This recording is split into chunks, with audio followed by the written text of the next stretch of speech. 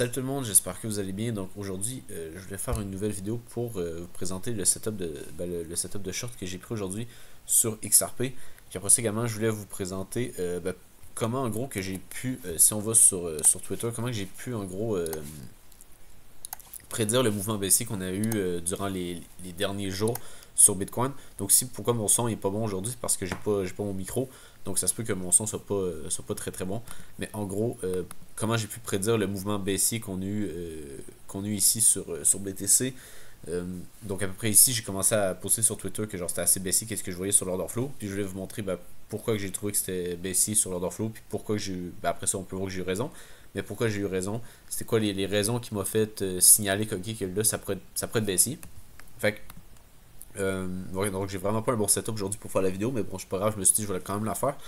Donc ouais, sur Twitter, on va aller voir ça juste après le setup de trade sur XRP que j'ai pris. Donc ici, c'était juste le screenshot.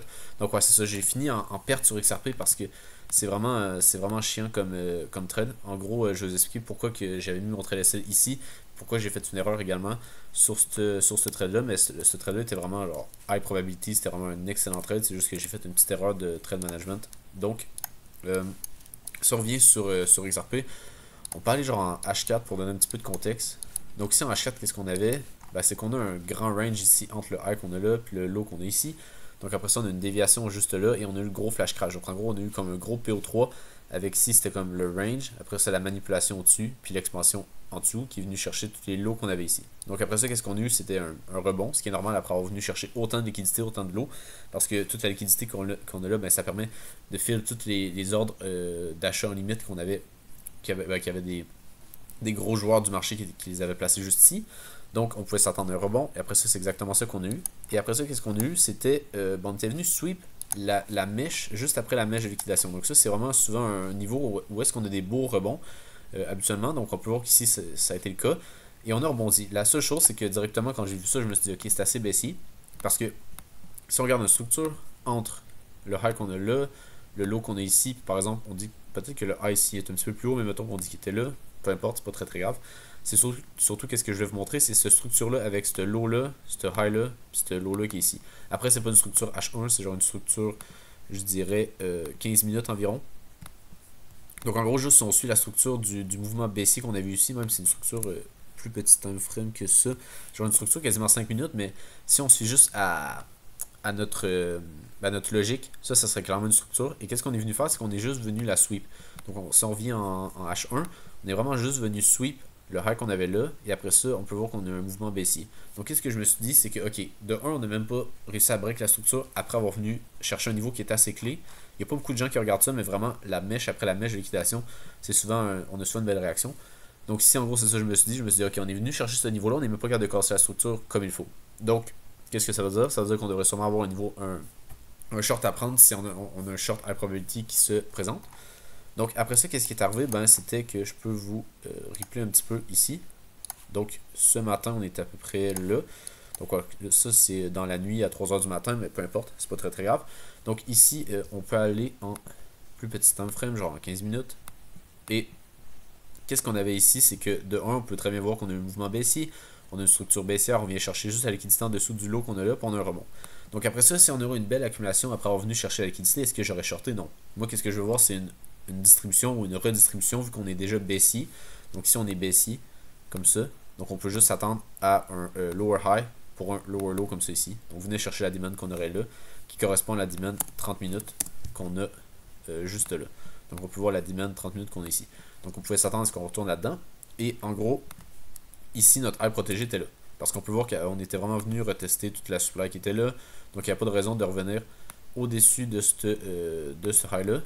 Donc voilà. Donc si c'était notre order block, on est revenu dedans, on a fait des plus bas. Donc qu'est-ce qu'on pouvait s'attendre après ça? C'est un rebond dans cette région-là pour faire des plus bas, vu que notre structure à partir du high qu'on a là, elle est toujours baissière. Donc on peut voir ici, on a toujours une structure qui est baissière.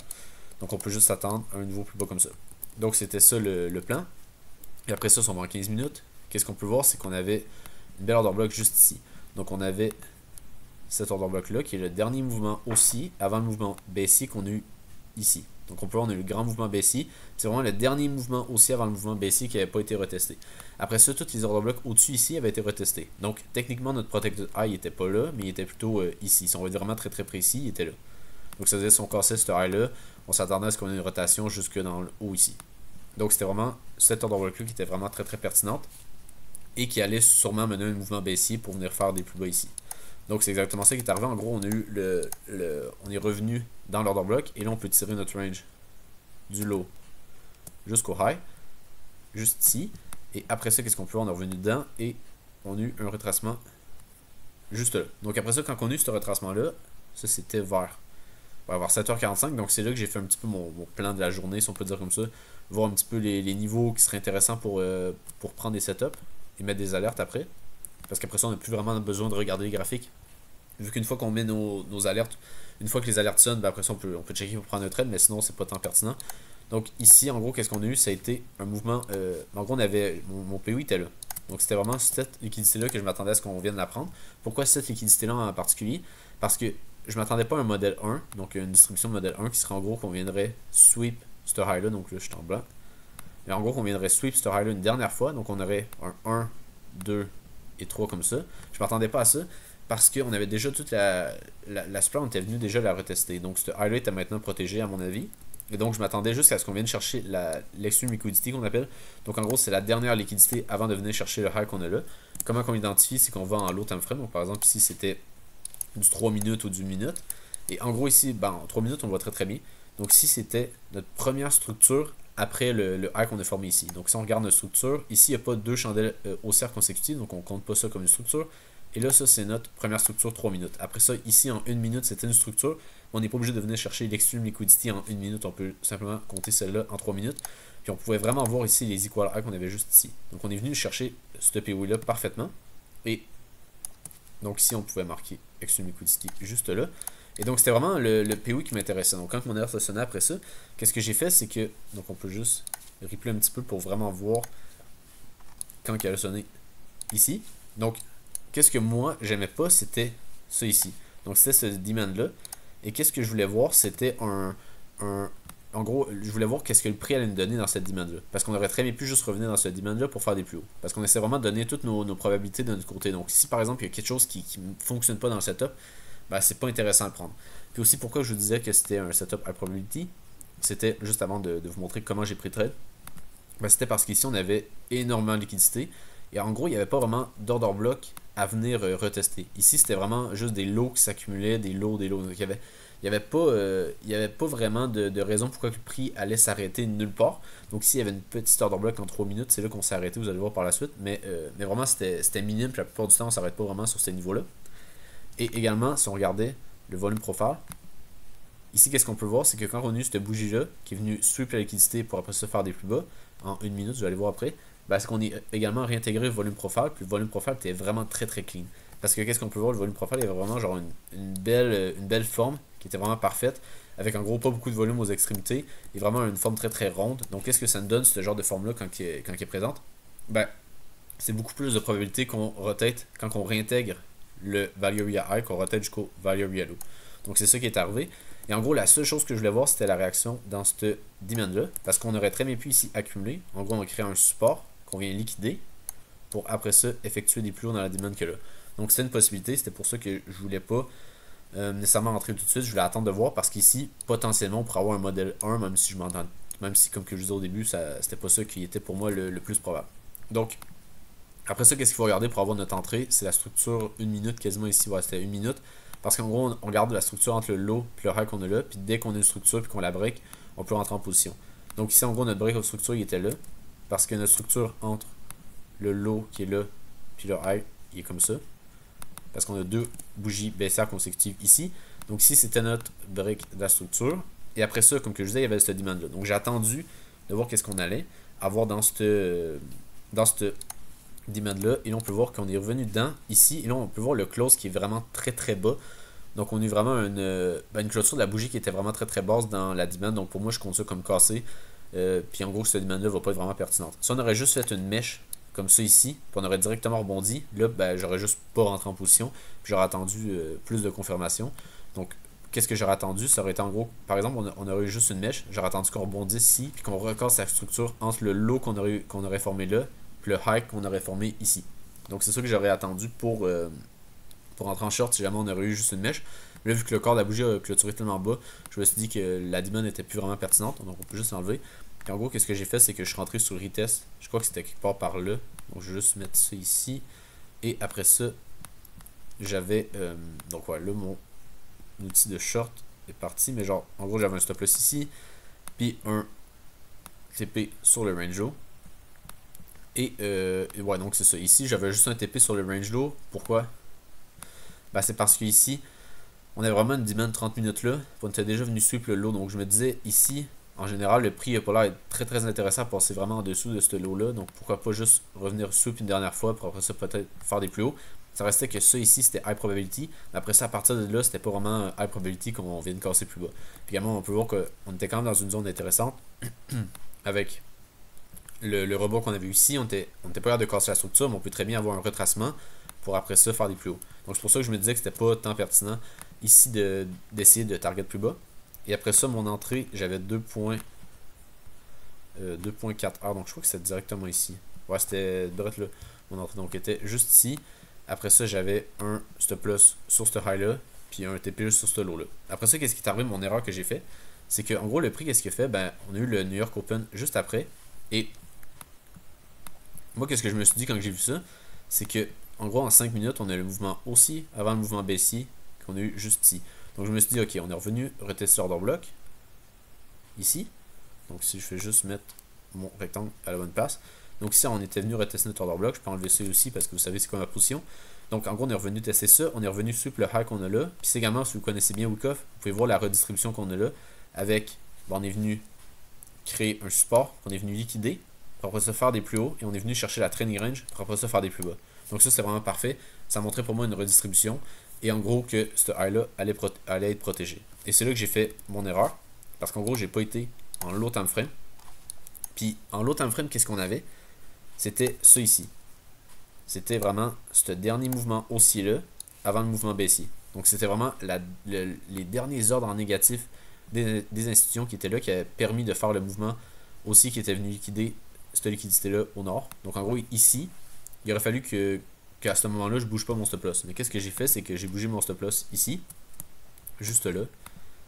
Donc mon trail SL était rendu ici. Et après ça, qu'est-ce qui est arrivé? Ben, on a eu la rotation jusqu'au value real low que je vous parlais. Et on s'entend, justement, le setup était high probability. Donc j'ai vraiment besoin de trail mon SL, je suis pas sûr. Donc après ça, c'est ça. Ici, j'ai trail mon SL. Puis après ça, on est revenu juste le sweep. Donc on est venu vraiment dans le dernier order block qui était ici en 1 minute. Et ça m'était déjà arrivé, puis j'avais juste complètement oublié que ça m'était déjà arrivé ce genre de scénario-là. Qu'on vient pour la demand 1 minute avant mon stop loss, qui était juste là. Et après ça, on fait des plus bas. Donc ici, c'est assez triste parce que à ce moment-là, une fois qu'on vient mitigate la demand, plutôt la supply 1 minute, là après ça, on peut trail son SL.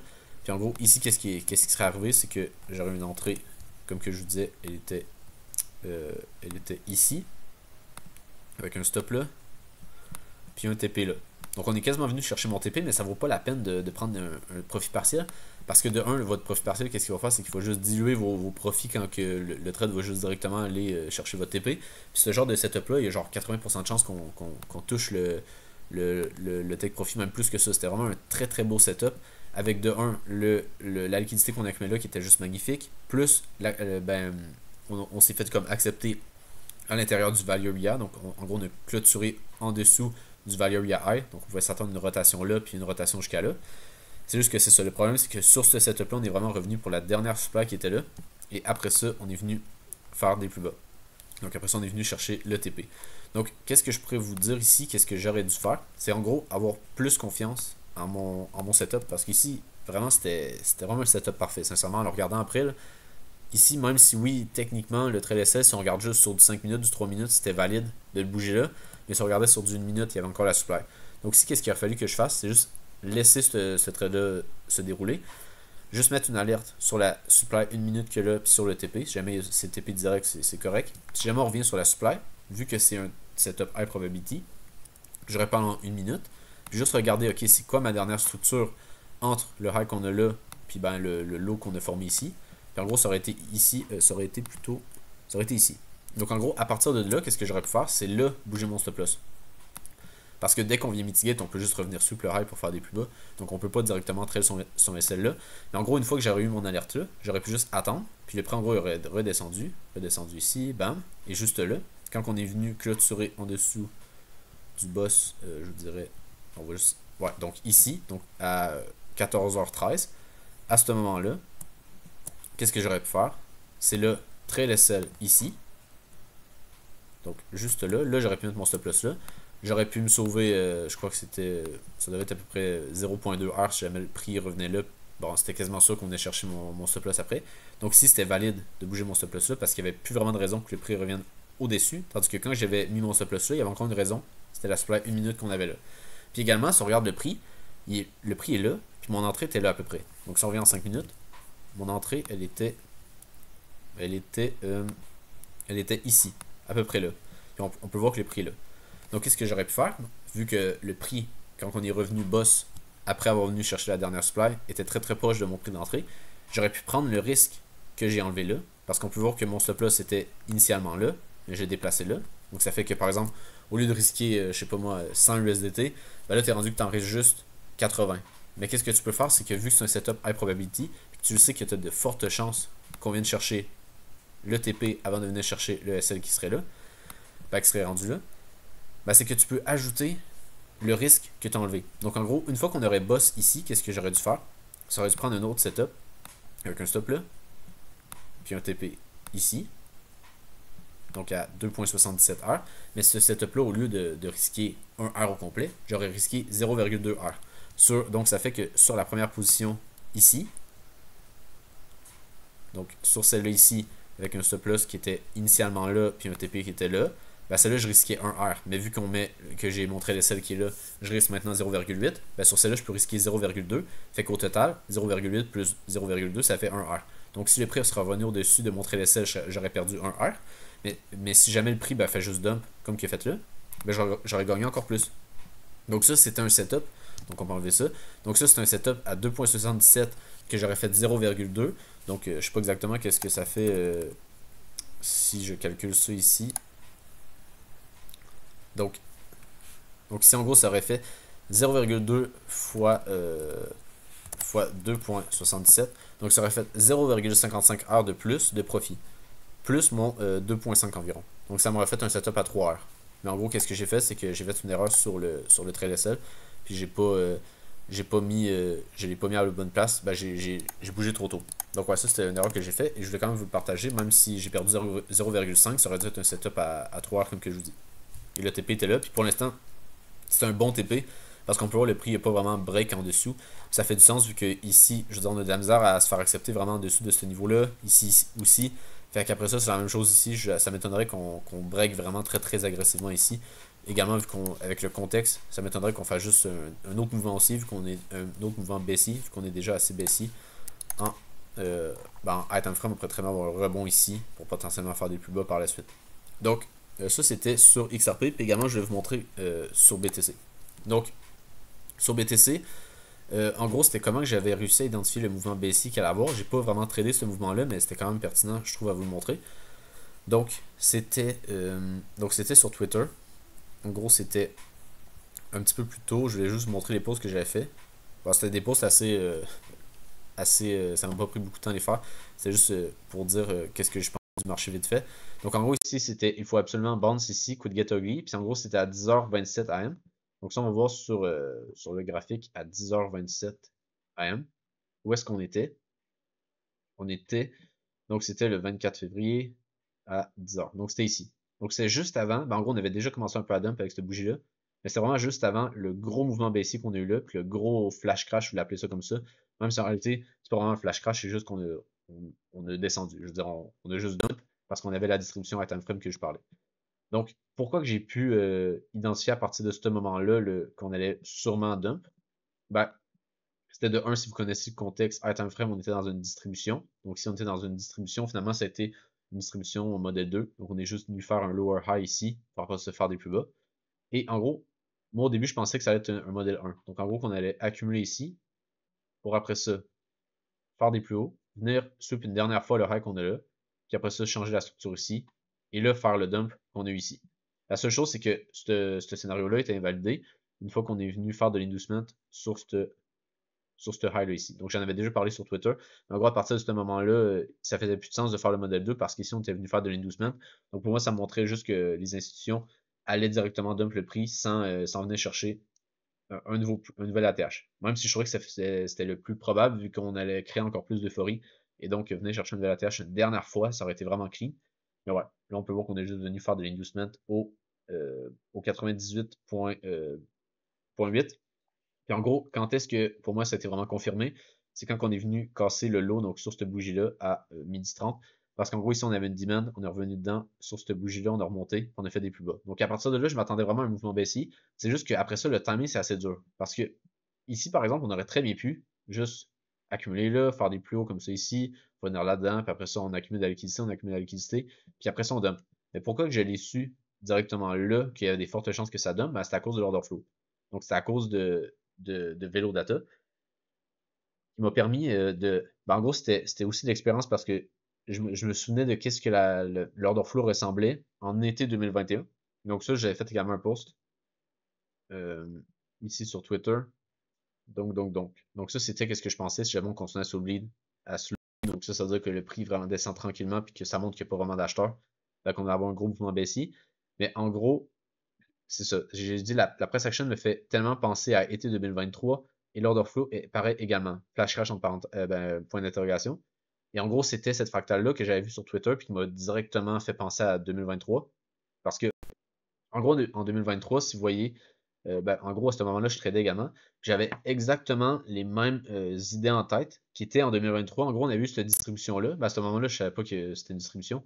Peu importe, ça reste qu'ici, on avait une distribution suivie d'une redistribution pour faire des plus bas. Et en gros, à ce moment-là, on avait plein de hacks qui s'accumulaient là, puis on avait genre 2 milliards de liquidations de short à venir chercher là.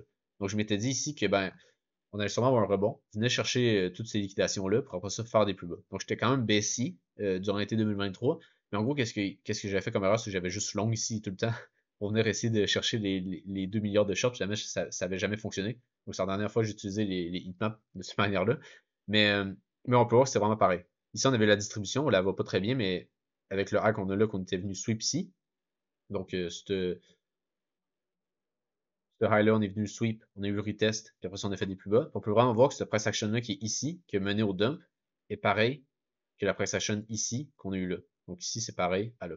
On va pouvoir après ça mouvement baissier. Donc, vraiment, ça, quand j'ai vu ce post-là, je me suis dit, OK, ça pourrait faire vraiment du sens qu'on ait justement ce mouvement baissier-là que je m'attendais. Et après ça, pourquoi que donc, en gros, c'était ici. Donc, après ça, pourquoi que je m'attendais à ce que l'order flow soit baissier? Donc, de un, j'avais déjà le contexte qui était quand même baissier, mais après ça, comment que j'ai pu timer le fait qu'on allait dump, genre, maintenant? Parce que, en gros, à 10h27, on était, comme que je vous dis, on était là. Donc, on était vraiment, quand que ça le dump, on était, je crois que c'était ici. Donc, ouais, c'était ici. On peut voir vraiment ça le dump par la suite. Donc, pourquoi que j'ai pu, justement, call ça, c'est le fait que, de un, si on va sur Velo Data, puis on regarde juste l'open interest ici. Donc si on regarde juste cet open interest là, ça ne nous dit pas grand chose. Parce qu'on peut voir que quand que moi j'étais bearish, c'était ici. Donc c'est sur ce mouvement baissier là ici. Puis en gros, on avait à ce moment-là, on avait quand même pas mal de shorts. Donc je peux vous le montrer. Je me souviens que Captain Trading avait fait un post là-dessus. Donc en gros, il a fait un post qui disait qu'on avait pas mal de shorts. Puis oui, j'étais d'accord avec ça, mais je crois qu'il n'avait pas vu les petites nuances dans l'order flow. Donc je ne sais pas si je vais le retrouver. Quoi, c'était quand même bientôt, je crois. À moins qu'il le delete. Ça se peut, mais je crois pas. Donc ici, en gros, on avait pas mal de shorts. Puis je me disais, oui, on a pas mal de shorts. Un mouvement aussi pour venir. Ouais, donc c'est ici. Donc, ici, c'est assez évident de voir qu'on a pas mal de shorts. Donc, des shorts agressifs sont précipités. Pourquoi? Parce qu'on a vu ce mouvement baissier-là. On peut voir que c'était à 10 heures, à peu près le même moment que moi, je suis passé ultra baissier. Vu quand même passer aussi, vu qu'on avait des shorts. Pourquoi? Parce qu'on avait funding négatif, puis l'open interest qui augmentait. Donc, oui, ça faisait du sens qu'on avait des shorts. Mais c'est parce qu'avec le contexte, de un, c'était plus probable que les shorts allaient juste finir par gagner. Et de deux, également, c'est que oui, il y avait des shorts, mais il y avait également énormément de longs. Puis si on regarde juste Velo Data, on ne le voit pas. Pourquoi? Ben, si on regarde juste, pas nécessairement Velo Data, mais si on regarde juste, en gros, ça c'est l'open interest Donc c'est ici, si je le mets là, c'est l'open interest aggregated. Donc on peut voir aggregated open interest. Donc ça, c'est vraiment l'open interest de toutes les exchanges qu'on a. Mais si on se rappelle bien, avec le contexte de 1, la distribution qui était baissière, puis de 2, surtout le hack de Bybit. Pourquoi que le hack de Bybit a rapport avec l'open interest qu'on a là? Ben, en gros, c'est que, imaginez que vous êtes sur Bybit, puis que ben, l'exchange se fait hack. Qu'est-ce que vous faites? C'est que vous coupez vos positions, puis que vous sortez de l'exchange. Donc, c'est pas mal ça l'idée. C'est juste de vouloir sortir de l'exchange le plus rapidement possible. Puis c'est ça qui est arrivé. Il y a eu beaucoup d'outflow de Bybit vers d'autres exchanges ou vers des cold wallets.